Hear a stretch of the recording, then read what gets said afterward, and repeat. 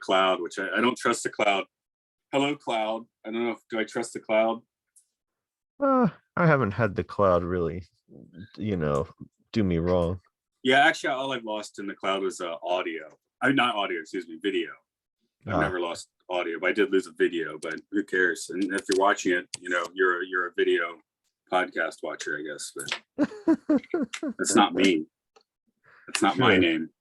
Let's see. Well, this show is not on YouTube, right? This show's audio only, correct? It is, but I put them on YouTube to kind of archive it because I'm like, I got the video, so I might as well put it somewhere and not on my hard drive. So, but yeah. And unless someone else promotes it, they usually don't get like that many views. Okay. So, I can't turn on a monitor for myself, can I? It's too bad. It sounds weird talking this way. Okay, maybe I'll just do it in one ear. But as long as you can hear me, you're fine, man. Yeah. Okay, well, I guess we'll just start talking about it. My computer's still working on its shit. It's so annoying. It's like, dude, just give a 10-second warning. Just like plug it in now or I'm going to turn off. Don't just like shut everything down instantly. That's weird. I would think there was an issue with the battery. There is an issue with the battery. I've changed like 3 times and I just accepted that I'm not going to get a battery that works probably. Oh, no. Well, maybe it's the connection to the battery, maybe. Could be. But anyway, just like, dude, a little bit of, I did forget to plug it in, but still, 10 minutes of juice and then fuck you is kind of intense. Yeah. No, there's a bigger problem there.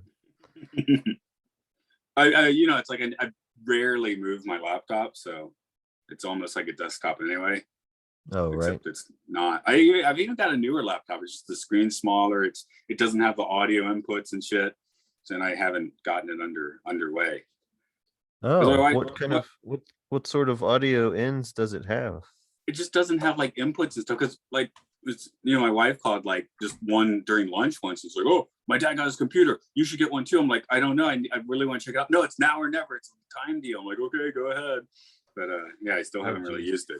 This is what I use. And I normally detest anything made by Behringer, but it's a DI box. It seems that they've actually kind of stepped up their game recently. Well, I haven't had any problems with this. This is what I use for direct recording to the Mac, and they've been making some like analog synth copies that are like like a quarter price of the originals, and apparently they're not bad. Yeah, no, this I hadn't bought anything by Behringer for years because of how shit they once were. Right, 20 years ago, definitely it was shit, but it seems like the stuff they're making now is actually pretty good. Yeah, well, this has been fine, and it's super small, and it's got a XLR in, which I needed, and a direct monitor on and off. So yeah, I'm pretty happy with it. And there's phones there. Oh, hold on. It looks like the sound's back on the computer. I was kind of just waiting a second to see if it would do that. Let me try switching one more time because it'll definitely be better if I'm coming through my microphone. This is great. It's recording all of this. Yeah. This is the fun. This is the value added content, is it?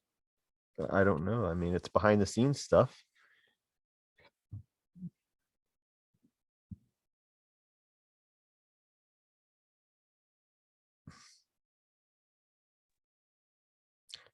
There we go. Okay. Hey! Finally decided to start working. It took like fucking 40 minutes for the thing to get itself back squared after just turning itself off on me instantly. Yeah. Well, I hope then it stays on while we're recording. Yeah, it will. It's plugged in now. No, it's just, I just tap in it every once in a while, you just don't forget to plug it in instantly. So if it would like just give you a little warm, and technically it was at full power, right? So it really only has a 10-minute charge at this point. So that's weird. It's just yeah, just it's like this is what happens when you take a stranger to the Alps, Do you see what happens, Larry? You take when you meet a stranger in the Alps? Excuse me. Yeah, when you meet a stranger in the Alps. What are the Scarface ones? Those are good too. Oh my god. I wish they would have, like, how the Repo Man Blu-ray has the TV edit on it, so you can hear all those like legendary, like whoever wrote the TV edits for Repo Man should just be a comedy writer. They're great. So the But Criterion actually put that on there. But for Scarface, I wish they would, you know what I mean? At least let you have an alternate audio track of the TV edit. I think you heard us talking about RoboCop. It's like, and once I even called the boss an idiot.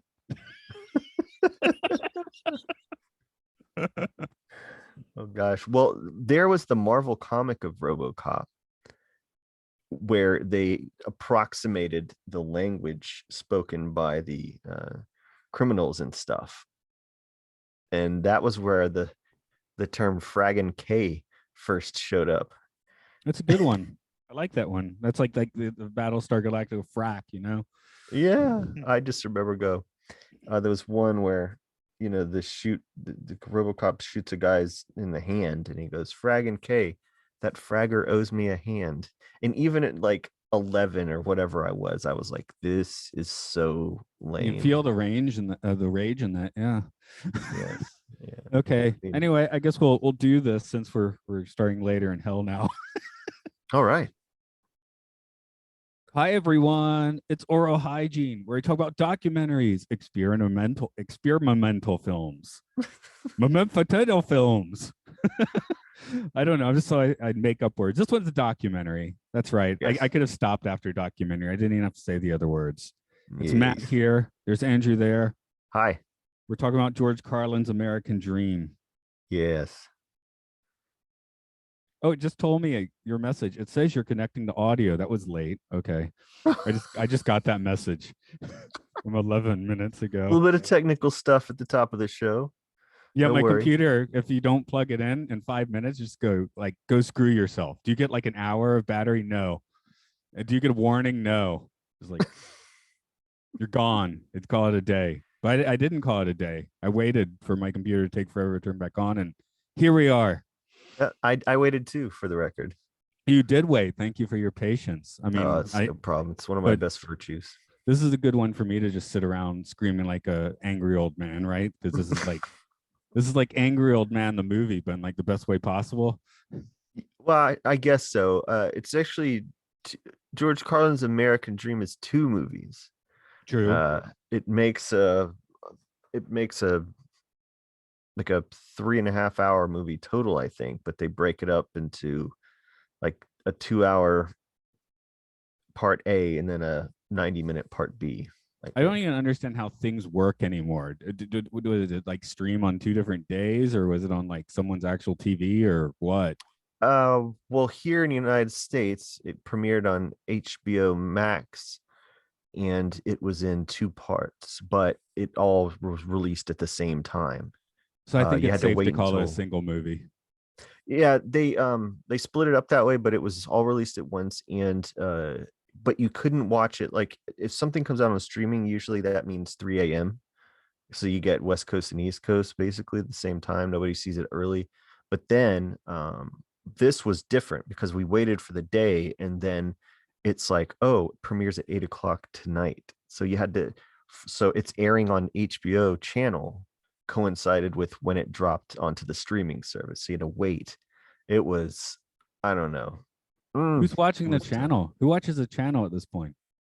People who like spending hundreds of dollars on cable TV. I don't know. I've not been one of them in well over a decade. I cut cable in 2008. Okay, well that's a good segue for me. If you were spending $300 on HBO every month on cable, and you spent another $12 for your TV Guide subscription, what does it say for this one? This is a 2022 documentary chronicling the entire career of George Carlin, who's considered one of the greatest comedians to ever live. And it is directed by Judd Apatow.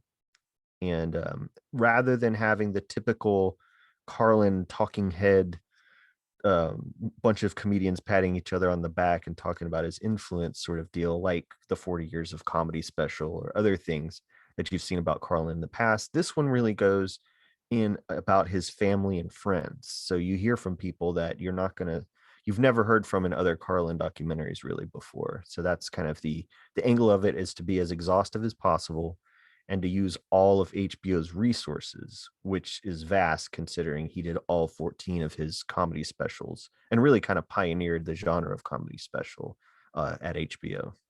Yeah, what was it? The first one? It's like no one even knew what to call it. It was like he's talking on HBO for an hour. Yeah, I mean, they build it as a concert of some sort. But it was, yeah, they show all of that stuff, and if you're familiar with the specials, they've been available in various formats for decades. But what this movie really kind of how it sets itself apart is it shows you like um before and after edits and stuff like that, when he's just kind of on set messing around, some sound check things. It shows him rehearsing the 1 hour in front of just random crowds on VHS and things like that.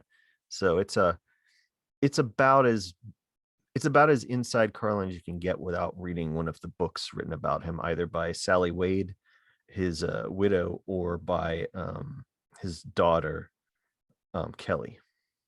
I just read brain dropping, so I guess that doesn't count. I think that probably is where I really got on board with Carlin, because you know, being of our vintage, I know for me, I first saw him in Bill and Ted, right? That's, you know, who's the old guy. Yeah. Yeah. He was oh gosh, I hate that I can't remember his name. Felix, something like that. I don't know. Rufus. I was There you close. go. It was a cartoon cat of a kind. Yeah. Okay. But yeah, that was which is a very subdued Carlin. And I think my next stop, I think my dad picked up brain droppings, right? Mhm. I mean, that was the whole thing that they say in the movie is like, hey, here's this dirty guy that my dad's into, which I guess a lot. Well, there are lots of dirty guys your dad was into, but Yeah, that I had to say that I watched George Carlin specials with my dad just because honestly he reminded me so much of George Carlin. Like there was even like a Carlin joke book that I don't think is considered one of his books, but it was more like a novelty book. Uh, and we had it just around the house, and it was like something you'd pick up. It was about the size of like a map or something. It was weird and random. I don't know if I still have it. I may have sold it on eBay, but it was full of his little jokes and stuff. So it was well, we read it all the time. We just thought it was hilarious. yeah, we didn't have HBO growing up, so I never saw the comedy specials. And at my aunt's, I guess that wasn't quite on our radar. We were always like targeting what movies can we record while we're up there, you know? So Sure. Yeah. No, the Carlin concerts were a big event, and you actually didn't have to watch them on HBO. They did on pay-per-view also, like a boxing match.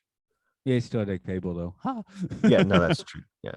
Because But I'm wondering if I caught him on some of the because I know I was watching some of the you know, stand-up comedy shows in the early '90s. They'd show on like normal TV. yeah, I mean, it's likely you saw Jammin' in New York or What Am I Doing in New Jersey, because by that time I was buying cassettes and didn't have to worry about the advisory stickers and stuff. So I was I was buying comedy albums by that point. Yeah, but the late '90s, I think I was starting to play some of his albums, and probably the more contemporaneous ones. I have a weird thing where the albums I'm most of Carlin's I'm most familiar with are the ones around the year 2000. You know, following up on the ones after it, and kind of slowly going backwards until I finally hit the beginning of the '70s. Oh gosh, those are, I have to say, those are my favorites. Not like the Bill Laszlo and Wally Lando, like when he was still clean, but Like AM/FM or yeah, AM/FM, Class Clown. Those are the ones that were, I mean, I don't know. I love those the most. Playing with Your Head, Toledo Window Box, like all those little David ones from those early times. I think it started for me to kind of, I mean, the Angry George Carlin I liked as a teenager, but the older I got, the less I sort of enjoyed it, because I was starting to hear there were, people were sort of co-opting that rhetoric, on the far right side, and the free speech people and all this stuff. And it was well, like, there's the thing where a lot of that, where some things are being attributed to him that he never said as oh, well. absolutely. I mean, Yeah, he had a running thing on his website, right, that would track that stuff. So it would be like, what's the latest wrong thing? And it would be on his news feed on George Carlin's website. I mean, he certainly said a few things himself that probably wouldn't go down so well on a stage now. Who knows? Maybe they should. I don't know. But well, and that's odd because the movie doesn't really sort of touch on that. It's one of those docs where, not to skip to the end, but when the person that it's about passes away, the movie pretty much ends there. It doesn't go on to talk about the legacy because we're sort of all familiar with that. That's why we tuned in, you know? yeah, I mean, I guess it is an important thing because, well, they do mention somewhere in the doc where someone's like, whenever something happens these days, like what would Carlin have said about it? But Oh gosh, I have my times when I'm like not sure. I'd want to know because I'm not sure where he would land. I mean, the same thing we mentioned Bill Hicks in one of the other episodes we were on. It may have been a Twilight Zone episode, but kind of knowing Bill's penchant for conspiracies and UFOs and things like that. Like I wish he was around, but I'm kind of would be afraid to know where he would land if he was around. I don't know. I have a penchant for conspiracies and UFOs, but Sure. one, I mean, my credo is sort of I don't believe in anything, right? So if someone wants to talk about the flat Earth for an hour to me, I'll listen. I'm not going to Sure. believe in it because I'm not going to believe in anything. That's where in the past few years now it's like, oh, you got to believe in science. I'm like, well, I don't believe in anything. Sure. Well, I think Carlin was seen as this bastion of logic, Yeah. just like this airtight logic, and he was left leaning. And so a hero to a lot of people when he began addressing politics and culture and society and all of this other. But then he became sort of like a misanthrope, and he had one of his tours was called "I Kind of Like It When a Lot of People Die." And so, you hear that on the one hand, but then you go, well, was he like that in real life? And I can't remember if the documentary goes into that or not, but I know through the lens of his daughter Kelly, at least in one of her books or podcasts, she talks about how he wasn't really that 100% hardcore as he was on stage No, I either. was talking about his neighbors feeling like, I think maybe it's her citing the neighbors being like, oh, it's like a little boy lives next to us or something. Yeah. Like it did seem like he just saved his bile for the stage and spit it out there, which honestly sounds extremely fun. I was gonna say it's pretty punk rock, but so what did you think? How much did you know about his career prior to growing his hair out and growing his beard? I always assumed like that was stuff to avoid.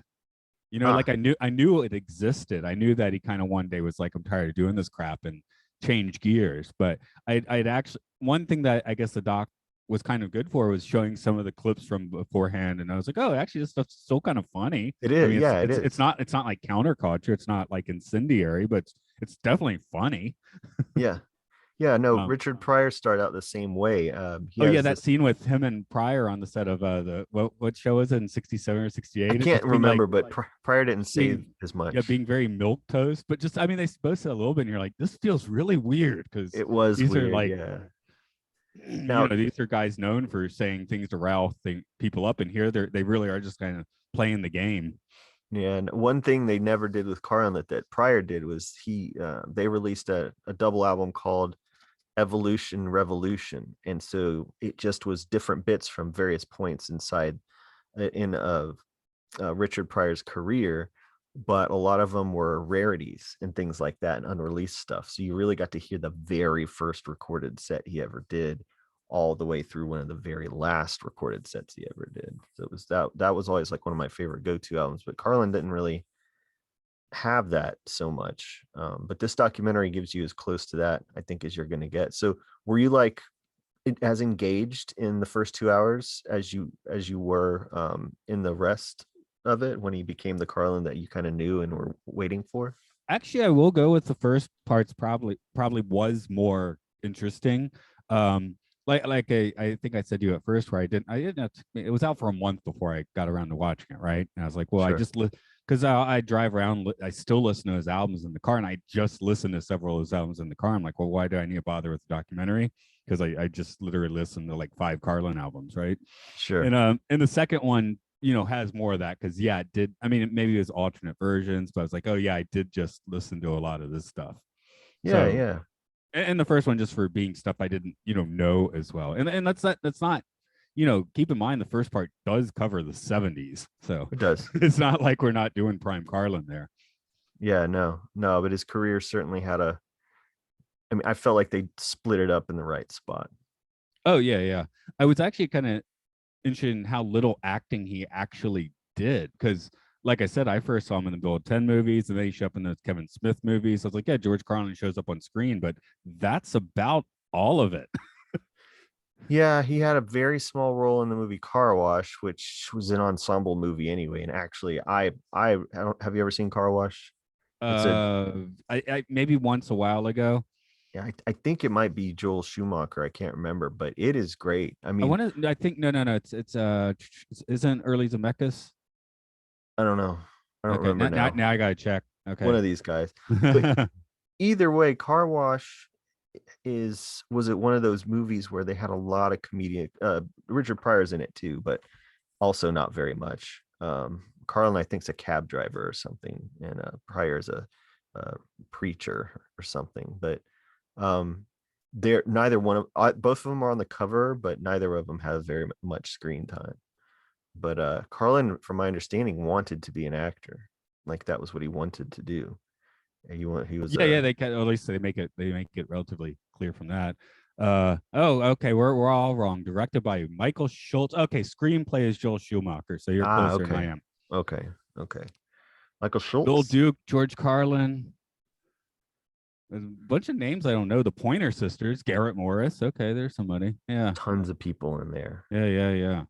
But and it's fun to watch. Like you see, like where movies like Friday got their kind of the way they handle an ensemble from that. I think he is good on.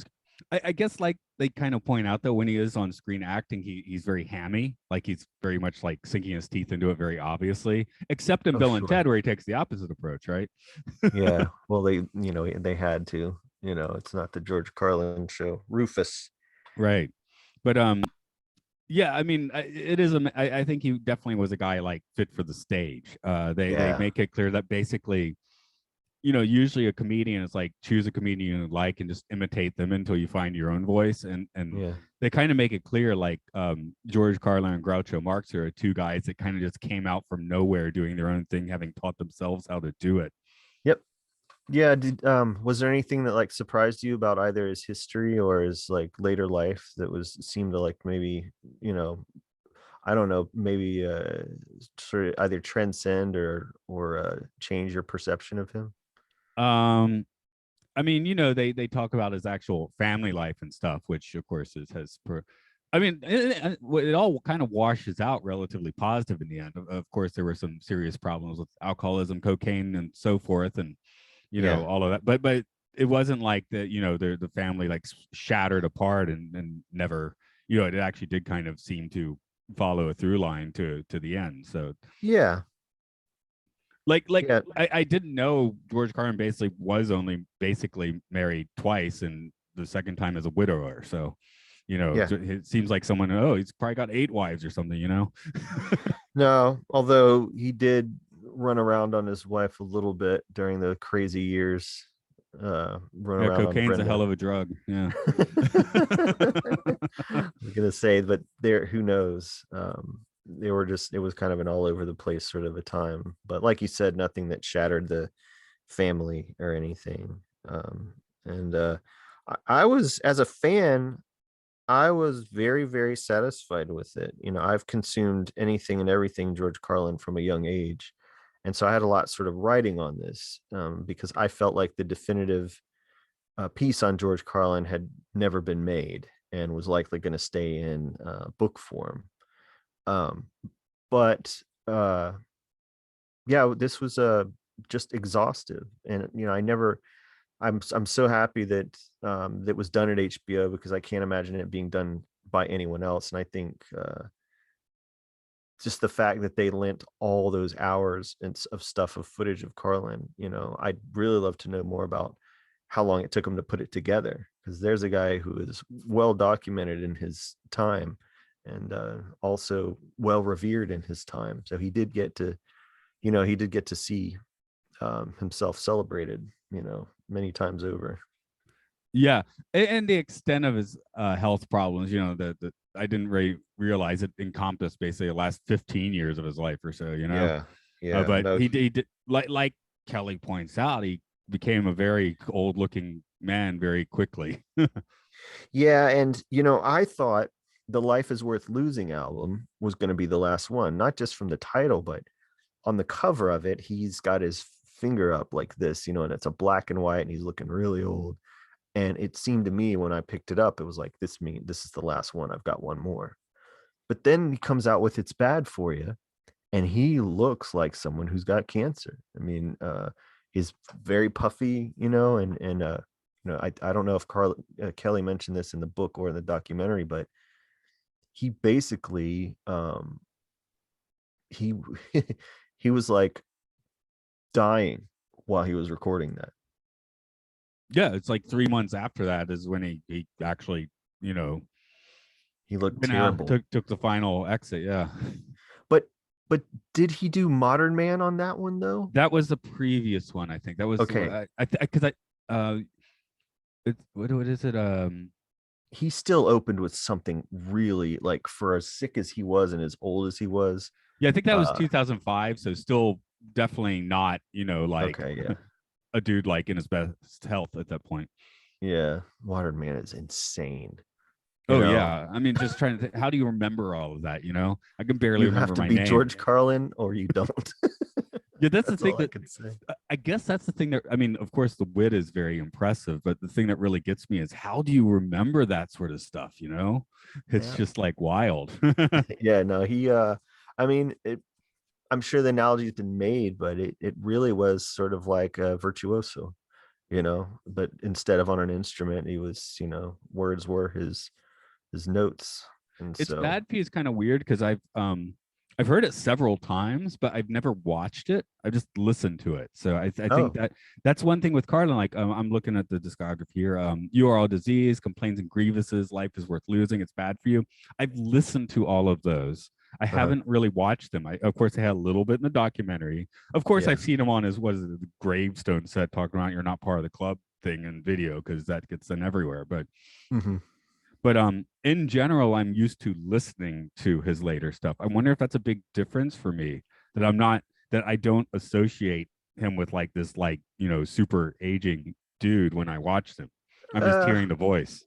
Yeah, I've just, I've listened to the albums, but I've seen also the specials so much that, part of Carlin's great humor was the faces that he would make, I think.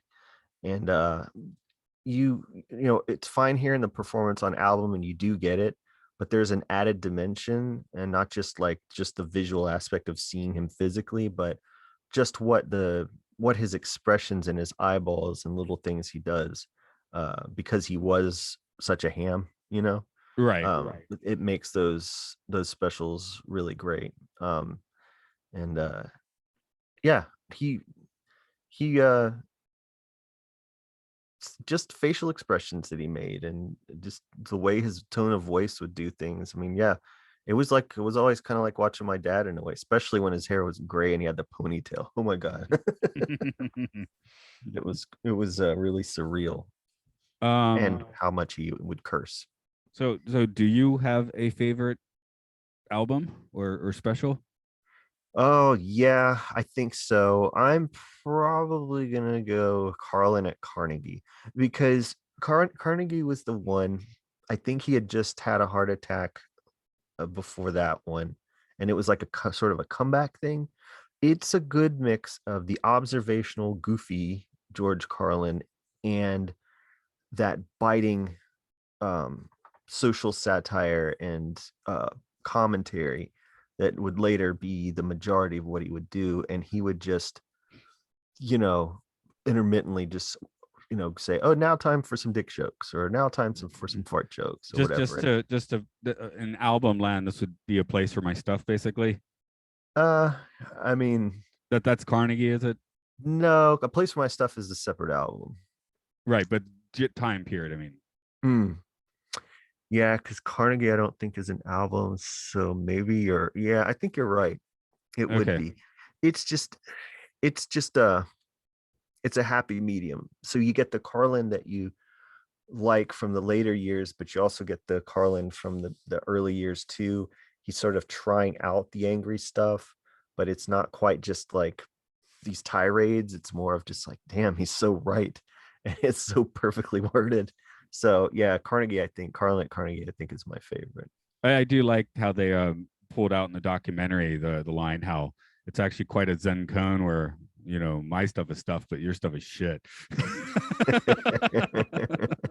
God, it's so true. And the tiny version of your stuff when he does this whole thing about you go on vacation, but then you go stay a couple nights at somebody else's house. So it's like you keep getting smaller and smaller versions of your stuff. At the same time, like, hey, you entitled prick, I've never been to Maui. No one's invited me to Maui. For me, it's all to serve the point, which is the joke. And I to me, it's always between, put it this way, if you ask George Carlin who's the funniest person, he'd say Richard Pryor, and Pryor would say it was George. And I love when that's mentioned anytime, because it's that thing is mentioned often. Because it really comes down to what humor you like the best. Because Richard was self-deprecating and less analytical, but it was also deeply personal. And I don't know that Carlin necessarily ever went there. And is No, he kept his masks on more or less, right? I mean, that's a yeah, big part of the doc. Like, you really don't know this guy because he was such a pro at putting this persona up on stage. yeah. So that wasn't his Like style, wasn't. his it might have been his views, but as far as like how he acted, that was a stage act through and through. Yeah, and it's a smart move to keep that separation. That way you kind of know who you are and who you aren't. But I always tend toward, as much as I love Carlin, I tend toward Richard Pryor just because of his gift for characters, and that's where just hearing it rather than seeing it comes in, because Richard Pryor I prefer to actually listen to rather than watch, unless he's an actor in a movie, because you forget you're listening to one person do all these characters. There's a, oh god, it's After Hours or Craps, I can't remember which one, but he goes through this entire club in Peoria, Illinois, where he was from, and just visits each person. And he doesn't know how funny he is yet. Like, he's trying to keep it all in his head because he's got his routine going, but the audience, you can tell, is just being absolutely blown away by him, and he doesn't even know it. And so I guess the movie Which Way Is Up, you kind of got to see some of them, but it was just him in makeup, so it's not quite the same. But yeah, so my favorite Carlin would be the Carlin at Carnegie special, and then yeah, with Pryor, oh god, that's a whole other podcast. Yeah, I mean, we can't get through this without mentioning him, but we don't Sure, really have yeah. to. Well, because that's to- always the question: Prince or Michael Jackson, George Carlin or Richard Pryor. So Right. So where does Lenny Bruce figure in? He kind of like invented the method, but maybe his jokes didn't age that well. uh Lenny Bruce was almost just from another planet. He crossed the line, or rather towed the line between art and comedy.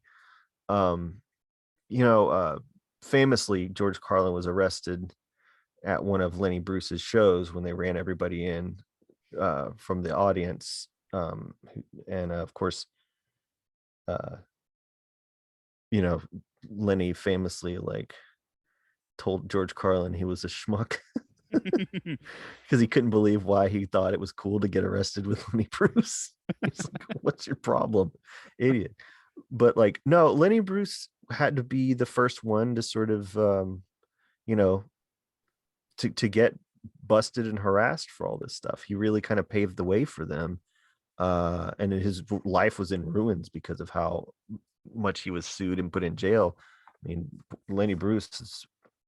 Bob Fosse made that great movie about him. I was or how about it to went say, I down. wonder how much that actually kind of screwed up his reputation, because in that movie Dustin Hoffman is good, but he's Mhm. not even slightly funny. And I don't know if a lot of people have, well, honestly, there's just there's not a lot of video of Lenny Bruce. And I That's why think I'm that saying the movie might have done him a bit of a disservice, because Dustin Hoffman is not a comedian and cannot no, deliver comedy. He no, can he was an act well, actor. but yeah. Yeah. No, those scenes were no Lenny Bruce. I have the Buyer Beware box set. It's great. But a lot of people, because of the recording quality and because of how quickly Lenny Bruce's mind moves, can't even understand what he's talking about. Yeah, I mean, I've never really keyed in. I think also the other reason I brought him up is you were talking about how Richard Pryor is like more personal, whereas Lenny Yeah. Bruce might be a little bit too personal in that he spends a lot of time kind of not complaining. He's making jokes about a situation, but you kind of have to be keyed into that, like in the moment, to really follow. Yeah, there's a lot of cultural references and pop cultural references, to be specific, in Lenny Bruce's material that people my age are just like, what are you talking about? And again, it doesn't help that he goes so fast either, and the recording quality again is not great.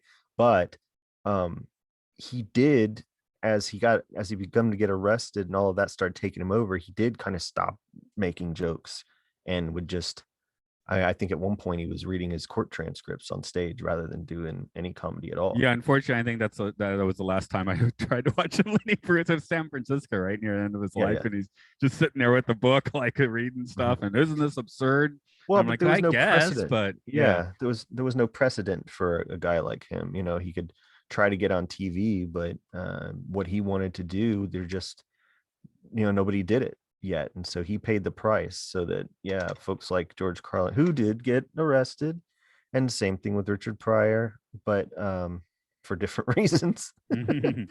So yeah, but Lenny Bruce, he in his life, he paid the price for it, and so he was a hero to Carlin especially.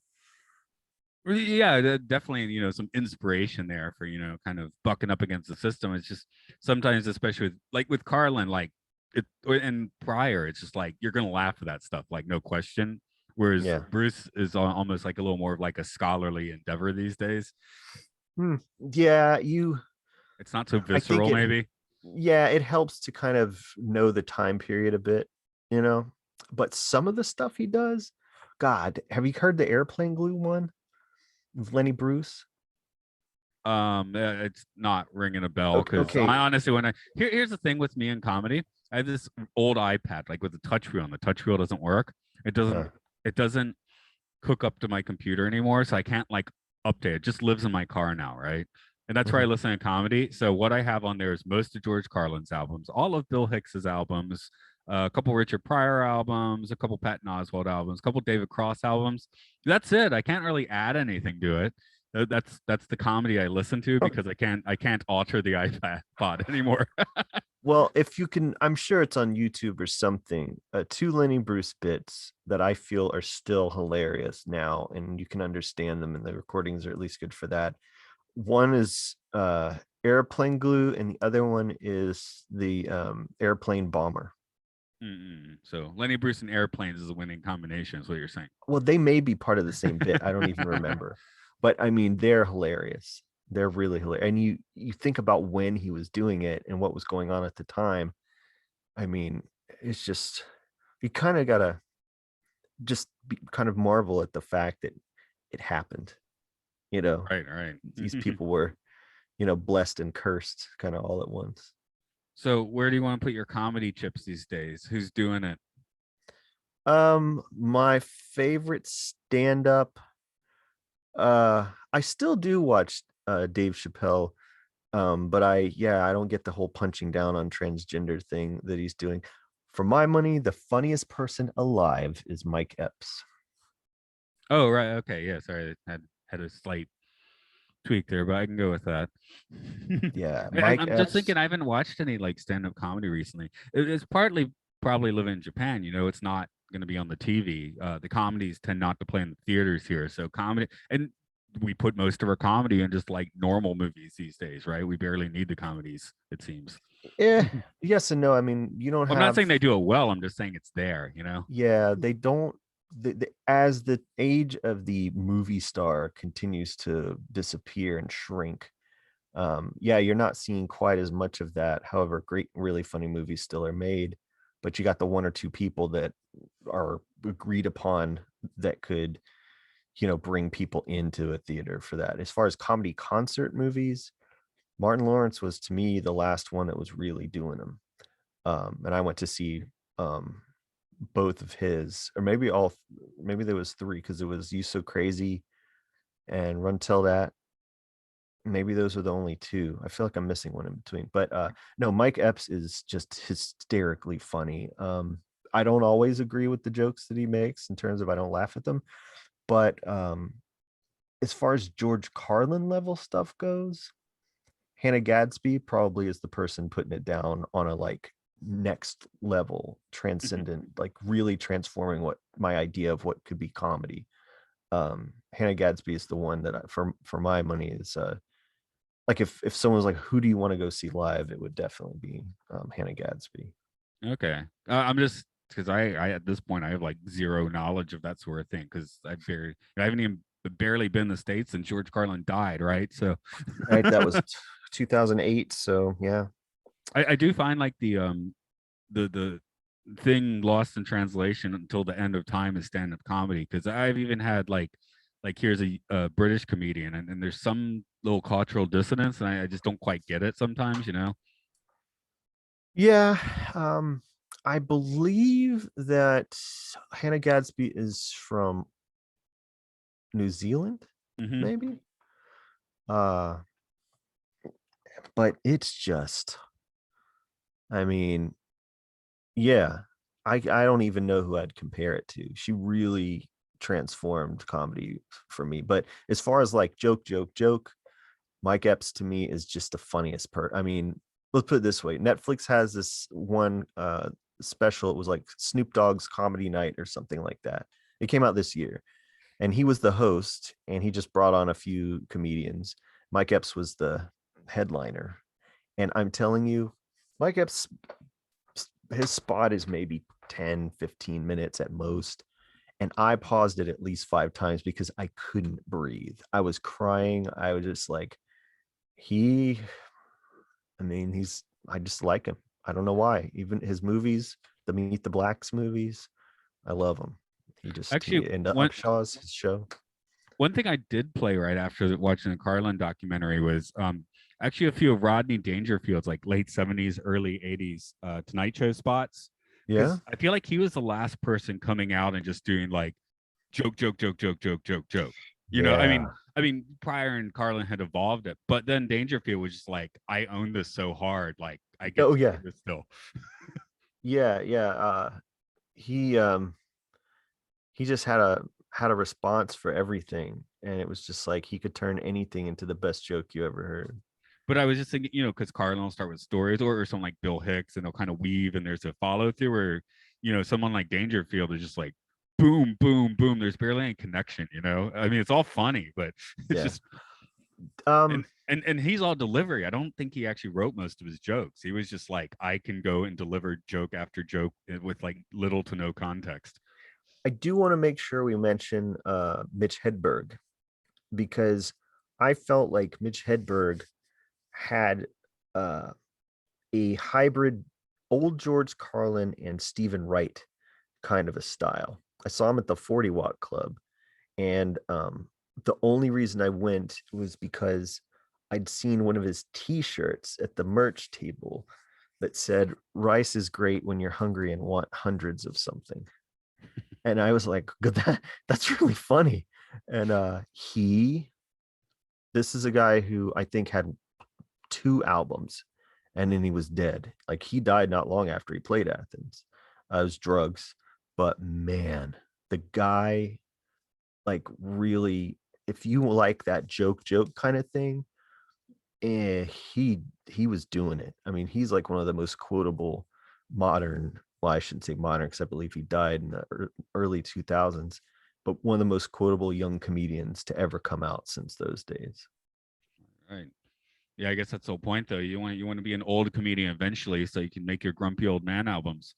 Yeah, no, but Mitch is golden. I mean, it's like, we'll put it this way: people that know who he is really love him. Anything else you want to bop out for while we're on the Carlin doc here?